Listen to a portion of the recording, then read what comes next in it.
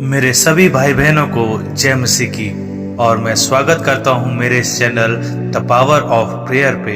और आज हम पढ़ने जा रहे हैं मत्ती की पुस्तक 9वां अध्याय। वीडियो को अंत तक जरूर देखें, क्योंकि बाइबल पढ़ने के बाद हम वचन की गहराई से अध्ययन करेंगे। तो चलिए शुरू करते हैं। फरीसियों के मन की बात को जानकर यीशु फरीसियों से कहा, मनुष्य के पुत्र को धरती पर भी पाप माफ करने का अधिकार है। अगर आप भी अपने पापों को माने तो यीशु आपके पापों को माफ करेगा। तब यीशु ने लकवे के रोगी से कहा, अपनी खाट उठाकर चल फिर। उसी समय वो उठकर चलने फिरने लगा और यीशु को देखकर लोगों ने परमेश्वर की महिमा की। यीशु फरीसियों को सीधा जवाब देते हैं, मैं धर्मियों को नहीं परंतु पापियों को बुलाने आया। क्योंकि धर्मी तो अपने आप में ही धर्मी है, वो अपने आप को धर्मी मानकर बैठे हैं, परंतु जो अपने आप को पापी कहता है, प्रभु यीशु मसीह उस ही पर दया करता है और उसके पापों को क्षमा भी कर देता है। अगर हम मसीह में आने के बाद भी पुराने मनुष्य तब को नहीं हटाते, जैसे कि हमारा पुराना स्वभाव, पुराना चाल चलन, रीति रिवाज, शुभ अशुभ मुहूर्तों को मानना, तो कभी भी आप पवित्र आत्मा को नहीं प्राप्त कर सकते। इसलिए वचन की शिक्षा को माने और वायदा किया हुआ पवित्र आत्मा को अपने जीवन में प्राप्त करें, जो आपकी सहायता के लिए आपको दिया जाता है। क्योंकि उस औरत ने अपने मन में ही यह बात ठान ली थी कि अगर मैं यीशु के उस वस्त्र को ही छू लूंगी तो ठीक हो जाऊंगी। क्योंकि वो औरत पहले ही अपना सारा पैसा डॉक्टरों और वेदों को देकर कंगाल हो गई थी। जब हम कमजोर हों और कोई सहारा ना मिले, तब यीशु ही एकमात्र प्रभु है, जिस पर विश्वास करने से रोगी रोग से मुक्त और आजाद हो सकता है। फिर वह नाव पर चढ़कर पार गया और अपने नगर में आया। और देखो, कई लोग एक झूले के मारे हुए को खाट पर रखकर उसके पास लाए। यीशु ने उनका विश्वास देखकर उस झूले के मारे हुए से कहा, हे पुत्र, ढाढ़स बांध, तेरे पाप क्षमा हुए। और देखो, कई शास्त्रियों ने सोचा कि यह तो परमेश्वर की निंदा करता है। यीशु ने उनकी मन की बातें मालूम करके कहा कि तुम लोग अपने अपने मन में बुरा विचार क्यों कर रहे हो। सहज क्या है यह कहना कि तेरे पाप क्षमा हुए, या ये कहना कि उठ और चल फिर। परंतु इसलिए कि तुम जान लो कि मनुष्य के पुत्र को पृथ्वी पर भी पाप क्षमा करने का अधिकार है। उसने झोले के मारे हुए से कहा, उठ, अपनी खाट उठा और अपने घर चला जा। वह उठकर अपने घर चला गया। लोग यह देखकर डर गए और परमेश्वर की महिमा करने लगे, जिसने मनुष्य को ऐसा अधिकार दिया है। वहां से आगे बढ़कर यीशु ने मत्ती नाम एक मनुष्य को महसूल की चौकी पर बैठे हुए देखा और उससे कहा, मेरे पीछे हो ले। वह उठकर उसके पीछे हो लिया। और जब वह घर में भोजन करने के लिए बैठा, तो बहुतेरे महसूल लेने वाले और पापी आकर यीशु और उसके चेलों के साथ खाने बैठे। यह देखकर फरीसियों ने उसके चेलों से कहा, तुम्हारा गुरु महसूल लेने वालों और पापियों के साथ क्यों खाता है? उसने यह सुनकर उनसे कहा, वैद्य भले चंगों को नहीं परंतु बीमारों को अवश्य है। सो तुम जाकर इसका अर्थ सीख लो कि मैं बलिदान नहीं परंतु दया चाहता हूँ, क्योंकि मैं धर्मियों को नहीं परंतु पापियों को बुलाने आया हूँ। तब यूहन्ना के चेलों ने यीशु के पास आकर कहा, क्या कारण है कि हम और फरीसी इतना उपवास करते हैं, पर तेरे चेले उपवास नहीं करते? यीशु ने उनसे कहा, क्या बराती जब तक दूल्हा उनके साथ है शोक कर सकते हैं? पर वे दिन आएंगे कि दूल्हा उनसे अलग किया जाएगा, उस समय वे उपवास करेंगे। कोरे कपड़े का पैबंद पुराने पहरावन पर कोई नहीं लगाता, क्योंकि वह पैबंद पहरावन से कुछ और खींच लेता है और वह अधिक फट जाता है। और नया दाखरस पुरानी मशकों में नहीं भरते, क्योंकि ऐसा करने से मशकें फट जाती हैं, दाखरस बह जाता है और मशकें नाश हो जाती हैं। परंतु नया दाखरस नई मशकों में भरते हैं और वह दोनों बची रहती हैं। वह उनसे ये बातें कह ही रहा था कि देखो, एक सरदार ने आकर उसे प्रणाम किया और कहा, मेरी पुत्री अभी मरी है, परंतु चलकर अपना हाथ उस पर रख तो वह जीवित हो जाएगी। यीशु उठकर अपने चेलों समेत उसके पीछे हो लिया और देखो, एक स्त्री ने जिसके 12 वर्ष से लहू बहता था उसके पीछे से आकर उसके वस्त्र के आंचल को छू लिया, क्योंकि वह अपने मन में कहती थी कि यदि मैं उसके वस्त्र को छू लूंगी तो चंगी हो जाऊंगी। यीशु ने फिरकर उसे देखा और कहा, पुत्री, ढांढस बांध, तेरे विश्वास ने तुझे चंगा किया है। सो वह स्त्री उसी घड़ी चंगी हो गई। जब यीशु उस सरदार के घर में पहुंचा और बांसुरी बजाने वालों ने और भीड़ को हुल्लड़ मचाते हुए देखा, तब कहा, हट जाओ, लड़की मरी नहीं पर सोती है। इस पर वे उसकी हंसी करने लगे। परंतु जब भीड़ निकाल दी गई तो उसने भीतर जाकर लड़की का हाथ पकड़ा और वह जी उठी, और इस बात की चर्चा उस सारे देश में फैल गई। जब यीशु वहां से आगे बढ़ा तो 2 अंधे उसके पीछे यह पुकारते हुए चले कि हे दाऊद की संतान, हम पर दया कर। जब वह घर में पहुंचा तो वे अंधे उसके पास आए और यीशु ने उनसे कहा, क्या तुम्हें विश्वास है कि मैं यह कर सकता हूँ? उन्होंने उससे कहा, हाँ प्रभु। तब उसने उनकी आंखें छूकर कहा, तुम्हारे विश्वास के अनुसार तुम्हारे लिए हो। और उनकी आंखें खुल गई और यीशु ने उन्हें चिताकर कहा, सावधान, कोई इस बात को ना जाने। पर उन्होंने निकलकर सारे देश में उसका यश फैला दिया। जब वे बाहर जा रहे थे तो देखो, लोग एक गूंगे को जिसमें दुष्ट आत्मा थी उसके पास लाए, और जब दुष्ट आत्मा निकाल दी गई तो गूंगा बोलने लगा, और भीड़ ने अचंभा करके कहा कि इज़राइल में ऐसा कभी नहीं देखा गया। परंतु फरीसियों ने कहा, यह तो दुष्ट आत्माओं के सरदार की सहायता से दुष्ट आत्माओं को निकालता है। और यीशु सब नगरों और गांवों में फिरता रहा और उनकी सभाओं में उपदेश करता रहा और राज्य का सुसमाचार प्रचार करता रहा और हर प्रकार की बीमारी और दुर्बलता को दूर करता रहा। जब उसने भीड़ को देखा तो उसको तरस आया, क्योंकि वे उन भेड़ों की नाई जिसका कोई रखवाला ना हो व्याकुल और भटके हुए से थे। तब उसने अपने चेलों से कहा, पके खेत तो बहुत हैं, परंतु मजदूर थोड़े हैं, इसलिए खेत के स्वामी से विनती करो कि वह अपने खेत काटने के लिए मजदूर भेज दे। तो अभी हमने मत्ती पुस्तक अध्याय 9 को पढ़ा और अब हम इस पर मनन करने जा रहे हैं, तो मेरे साथ बने रहिए। फिर यीशु झील के पार अपने नगर कफरनहूम में वापस आया और कई लोग एक लकवे के रोगी को एक खाट पर रख कर लाए ताकि यीशु उससे चंगा करे। यीशु ने उससे कहा, हिम्मत रख, क्योंकि तेरे पाप माफ हुए। इस बात पर फरीसी लोग आपस में बुड़बुड़ाने लगे कि यीशु तो परमेश्वर की निंदा करता है। फरीसी हमेशा इस ताक में लगे रहते थे कि यीशु को बुरा कह सकें, किसी प्रकार उसको उसकी बातों में फंसा सके। फरीसी यीशु पर और उसके वचनों पर विश्वास नहीं करते थे। फरीसियों के मन की बात को जानकर यीशु फरीसियों से कहा, मनुष्य के पुत्र को धरती पर भी पाप माफ करने का अधिकार है। अगर आप भी अपने पापों को माने तो यीशु आपके पापों को माफ करेगा। तब यीशु ने लकवे के रोगी से कहा, अपनी खाट उठाकर चल। फिर उसी समय वो उठकर चलने फिरने लगा और यीशु को देखकर लोगों ने परमेश्वर की महिमा की। वचन 9 में जब यीशु वहां से आगे बढ़ते हैं तो एक मत्ती नाम के आदमी को चुंगी पर बैठे देखते हैं, जो लोगों से पैसे लेता है और उन्हें गेट के अंदर जाने देता है। तो यीशु ने मत्ती को अपने पीछे आने को कहा और तब से मत्ती यीशु के पीछे चलने लगा। और ये वही मत्ती है जिसकी पुस्तक आज हम पढ़ रहे हैं, और ये सुसमाचार की पुस्तक को मत्ती ने ही लिखा है। फिर जब यीशु अपने चेलों और उनके दोस्तों के साथ खाने को बैठा, तब फरीसी यीशु के चेलों से कहने लगे कि तुम्हारा गुरु यीशु तो पापियों के साथ खाता पीता है, तो वह परमेश्वर का पुत्र कैसे हो सकता है? फरीसी लोग अपने आप को धर्मी और पवित्र मानते थे और दूसरे लोगों को पापी समझते थे। तब यीशु फरीसियों से कहते हैं कि वैद्य की जरूरत बीमारों को है, भले चंगों को नहीं।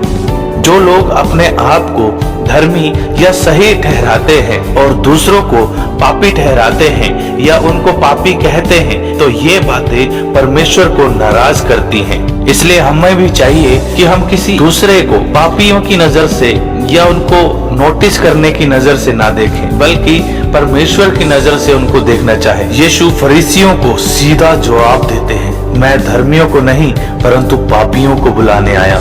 क्योंकि धर्मी तो अपने आप में ही धर्मी है, वो अपने आप को धर्मी मानकर बैठे हैं, परंतु जो अपने आप को पापी कहता है, प्रभु यीशु मसीह उस ही पर दया करता है और उसके पापों को क्षमा भी कर देता है। इसके बाद यूहन्ना बपतिस्मा देने वाले के चेले और फरीसी यीशु से आकर ये कहने लगे कि हम लोग इतना उपवास करते हैं, पर तेरे चेले बिल्कुल भी उपवास नहीं करते।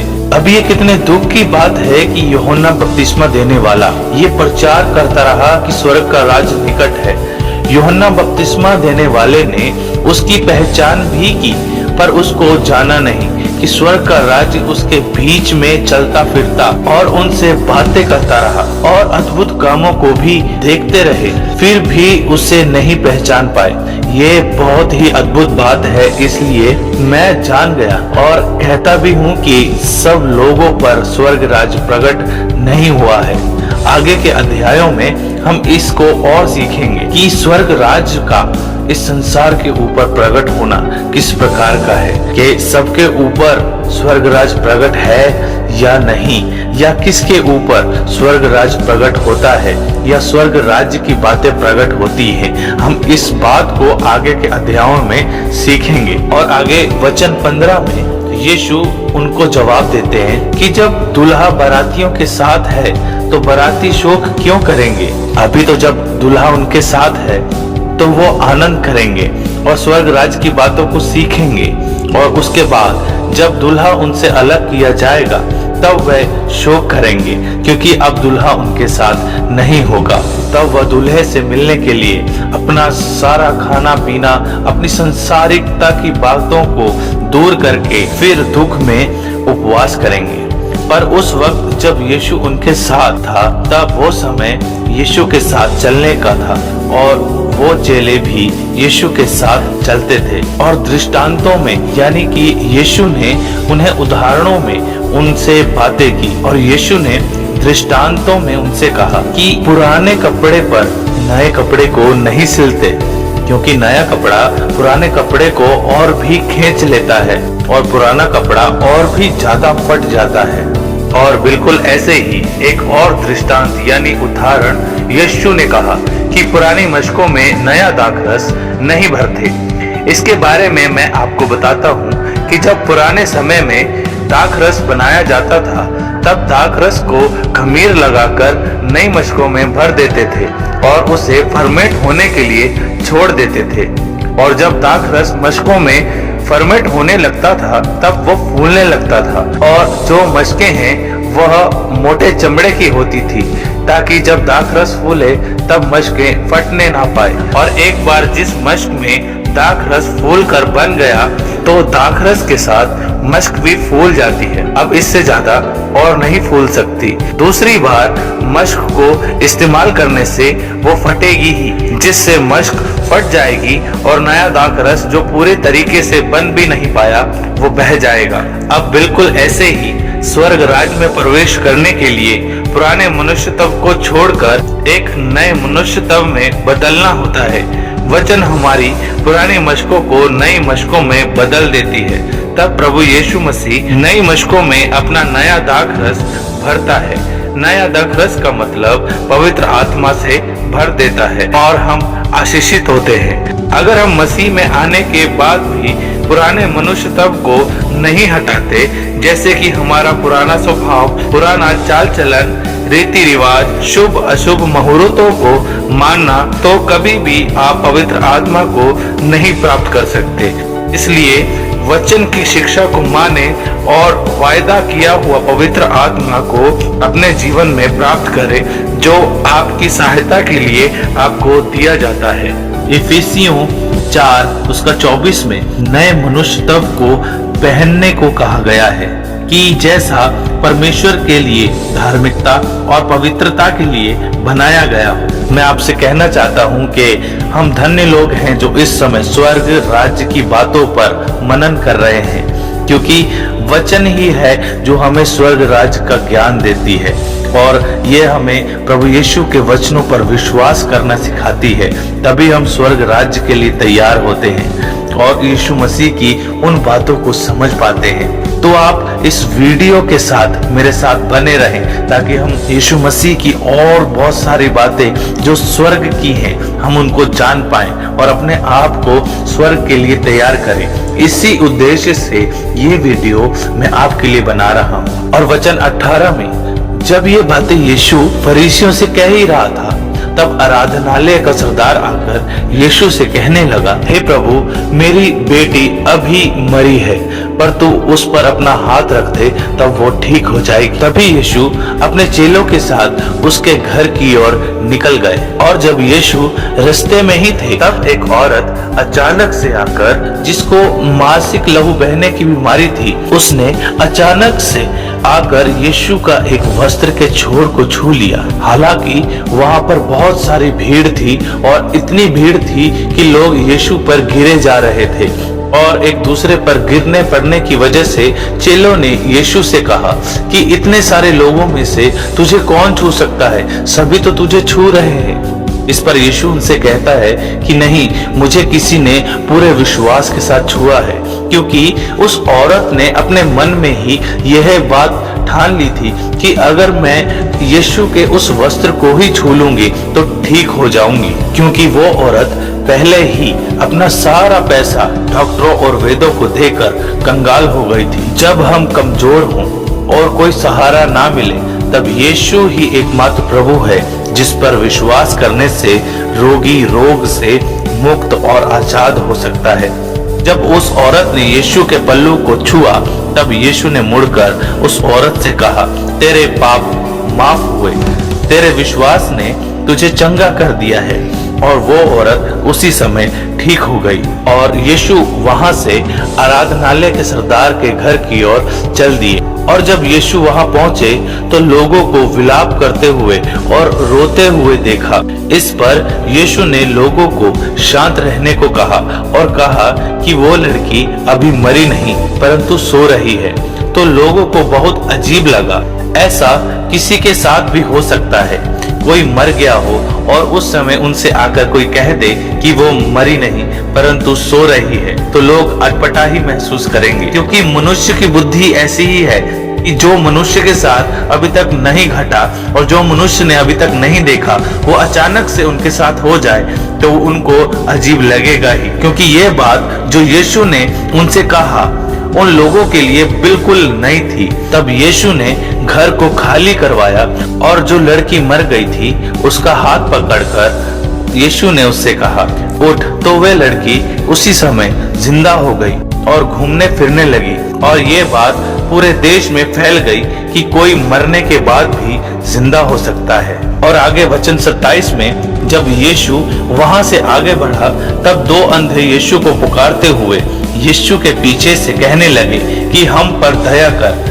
तब यीशु एक घर में पहुंचा। तब दोनों अंधे यीशु के पास आए। तब यीशु ने उनसे पूछा कि तुम्हें ये विश्वास है कि मैं तुम्हें ठीक कर सकता हूँ?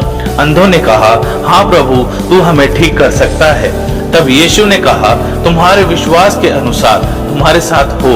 उसी समय वो दोनों अंधे देखने लगे। और आगे वचन 32 में लोग यीशु के पास एक गूंगे को, जिसमें दुष्ट आत्मा थी, उसको लाए। और जब यीशु ने उसे चंगा किया और जब वह बोलने लगा, ये देखकर फरीसियों ने कहा कि यीशु तो दुष्ट आत्माओं के सरदार की सहायता से काम करता है। तब यीशु ने फरीसियों की बातों को इग्नोर किया और आगे की ओर बढ़ गया और जगह जगह स्वर्ग राज्य का प्रचार करता रहा। और आगे वचन 36 में जब यीशु ने बड़ी भीड़ को देखा तो लोगों पर यीशु को दया आई, क्योंकि लोग यीशु के पीछे ऐसे चलने लगे थे जैसे भेड़ों का कोई बड़ा झुंड हो। उनको देखकर यीशु ने कहा, खेत पक चुके हैं पर मजदूर कम हैं, इसलिए खेत के स्वामी से ये प्रार्थना करो कि और मजदूर भेजे, क्योंकि लोगों की भीड़ इतनी हो गई थी कि लोग एक दूसरे पर घिरे जा रहे थे। और यहाँ हमारा 9वां अध्याय समाप्त होता है। और इस वीडियो को देखने के लिए आपका धन्यवाद। मैं आशा करता हूँ कि ये वीडियो आपको पसंद आई और इस अध्याय से आपको बहुत कुछ सीखने को और जानने को मिला और आप आशीषित भी हुए। तो चैनल को सब्सक्राइब करें और बेल आइकन को ऑल पर क्लिक करें ताकि मेरी हर वीडियो रोज समय पर आपको मिलती रहे, और इसको शेयर भी करें ताकि आपके साथ और भी लोग आशीष पा सकें। परमेश्वर आपको आशीषित करे। गॉड ब्लेस यू और सबको जय मसीह की।